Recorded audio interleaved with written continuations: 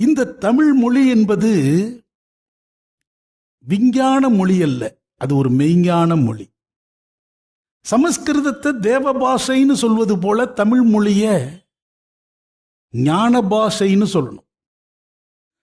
அந்த தமிழ் போதித்திருக்கிற, அந்த மொழியினால் ஏற்றப்பட்டிருக்கிற ஏடுகள் என்ன போதிக்கிறது? அதிலிருந்து நாம் பெற்றிருப்பது என்ன? எண்ணற்ற நீதிநெறி நூல்கள், ஞான பாடங்கள், வாழ்வியல் பாடங்கள், வைத்திய சுவடுகள், ஜோதிட சாஸ்திரங்கள், மாந்திரிக சாஸ்திரங்கள், மனித வாழ்வினுடைய தத்துவார்த்த உண்மைகள், மெய்ஞானத்தை போதிக்கிற ஒன்றாகத்தான் நம்முடைய தமிழ் மொழி நீண்டு பறந்து விளங்கி இருக்கிறது. அந்த தமிழ் மொழி தந்திருக்கிற எண்ணற்ற செல்வ